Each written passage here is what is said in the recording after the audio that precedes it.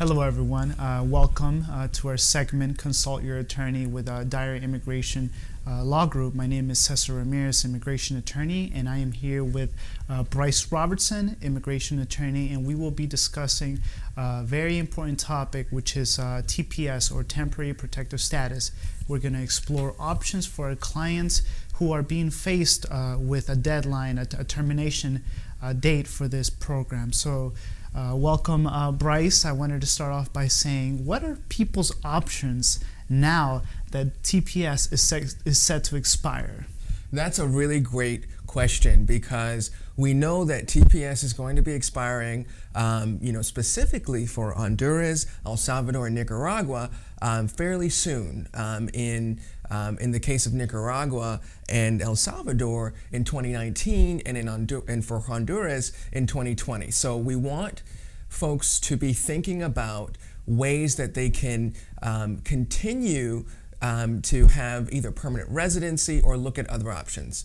So first, it might be a good idea to come and consult with us about family ties, because you may already be eligible for permanent residency through one of your relatives. In particular, for recipients of TPS, there's a possibility of doing something called an adjustment of status if you have immediate relatives, children who are above the age of 21, a spouse or parent who can file a petition on your behalf so that you can benefit from permanent residency. There are also other pathways through employment. So for example, if you work for a business that is interested in helping you with your permanent residency, then you can come and speak with us, and we can tell you about how that process might benefit you.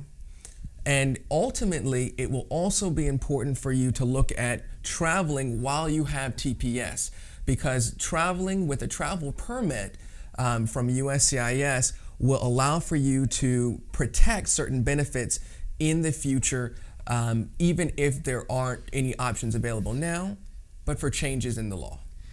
Thank you, Bryce, for that great explanation. So we wanted to discuss first family-based petitions. What kind of family members can petition someone that has TPS?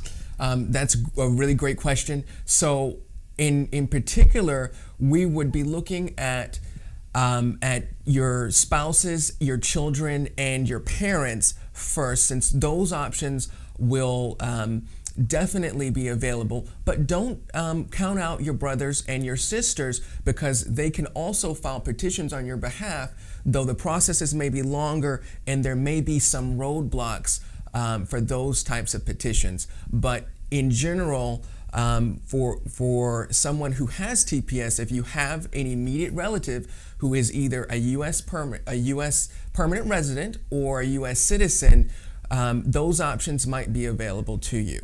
Bryce, and how about TPS recipients who enter the country without permission, without a visa? Can family members still apply for them? That's a great question.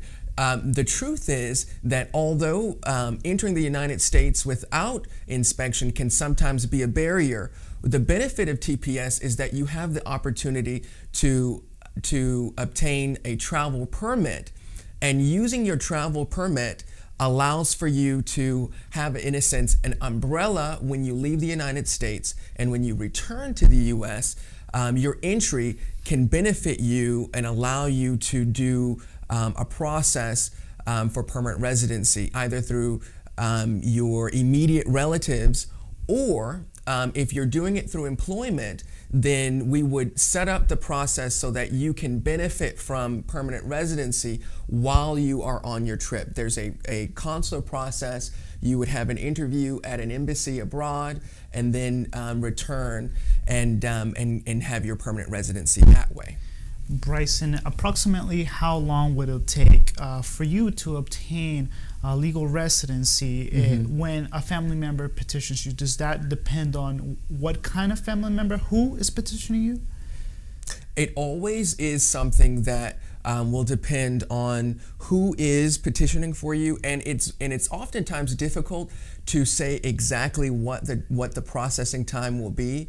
However, you can usually expect for permanent residency process here in the U.S., if it's an adjustment of status, to take approximately a year, anywhere from 8 months to a year. And sometimes it can be longer than that, depending on the situation. Now, if you are doing the process through someone who is not an immediate relative, and you have the ability to do that, it can sometimes take longer. Okay, Bryce.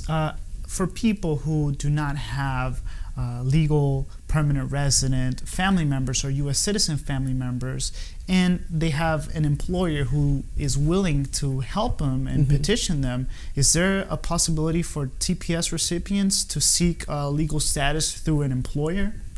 The great question. The truth is that this is actually a possibility, and if you are hoping to pursue this type of pathway, we would encourage you to reach out to us as quickly as possible, because this is really an option that is available while TPS is still available to you. So while TPS is still available, we want for you to come and talk to us about doing an employment-based process. There is something called a labor certification process, or PERM, which allows for you to get permanent residency through your employer. But depending upon your entry into the United States, that possibility may only be available while TPS is still available to you.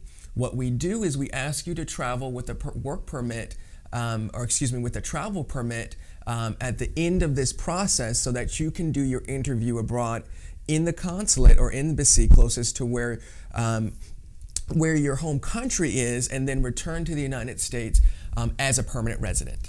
Bryce, and a question. If an employer wants to petition an employee that has TPS, yes, can they also include their family members in that petition? Yes, you can include certain family members, but it's very important that you talk to us first, because in some cases it won't be a possibility. We really have to look at it case by case to see which family members can possibly be a part of the process, and who may need some additional steps. So when you're doing the process, it may be possible to have other family members do it with you, but it is a case-by-case type situation that we need to analyze here. Well, Bryce, one final question. Does it depend on what kind of work people are doing? Does it have to be a specific sector of work that TPS recipients are doing, or could it be any employer? Now that's a fantastic question. The labor certification process is available for all types of employers and all types of employment. So do not doubt that your position or potential position may or may not qualify. Come and speak with us. Come and talk with us, because we can tell you and help you, guide you through the process to make sure that it's smooth and that you are comfortable with what we are going to be doing. Because so don't fear that your work is not the kind of work that would qualify, because all types of positions qualify. Well, Bryce, thank you so much for providing the great, insightful information for people that have TPS and are worried that it's going to end soon and don't see an option ahead of them. Thank you for that, and thank you all for watching, and we will see you again on another segment of Consult Your Attorney with Dyer Immigration Law Group. Thank you. Thank you.